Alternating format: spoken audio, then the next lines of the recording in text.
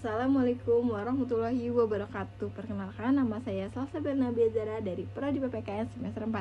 Baik, di sini saya akan menjelaskan materi tentang grounding teori, yaitu metode penelitian yang digunakan untuk membangun teori berdasarkan data yang ditemukan di lapangan. Jadi bukan dari data teori yang sudah ada sebelumnya, yang artinya peneliti tidak langsung menggunakan teori dari awal penelitian. Dan peneliti lebih dulu mengumpulkan data, misalnya lewat wawancara, observasi, dan lain-lain. Dan dari data itu kemudian ditemukan pola dan konsep, dan akhirnya menjadi sebuah teori. Jadi teori ini berkembang dari data dikumpulkan selama proses penelitian. Dan metode ini diperkenalkan oleh Barney, Glaser, dan Anselm Source. Dan ide utama yang saya bahas sekarang, materi ini juga menjelaskan bahwa realitas sosial terbentuk dari interaksi manusia, dan contohnya itu seperti demokrasi, kepemimpinan, keadilan, dan nasionalisme. Dan makna dari suatu tidak muncul dengan sendirinya, tetapi terbentuk dari pengalaman dan interaksi manusia dalam kehidupan sehari-hari di masyarakat.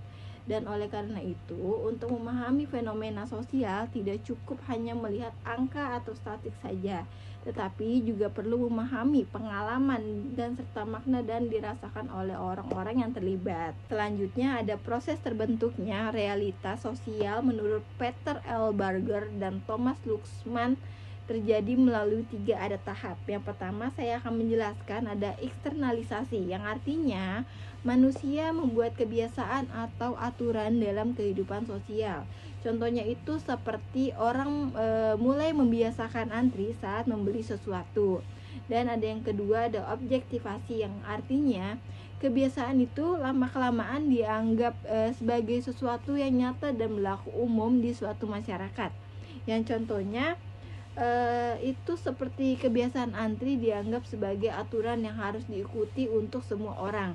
Dan yang ketiga ada internalisasi, yang artinya individu kemudian menerima, menganggap dan kebiasaan tersebut sebagai hal wajar dalam hidupnya. Contohnya itu seperti setiap orang merasa wajar dan otomatis antri tanpa disuruh. Selanjutnya saya akan menjelaskan ciri-ciri penelitian grounding teori, dan di sini ada beberapa karakteristik utama yang saya akan jelaskan. Yang pertama ada induktif dan emergent.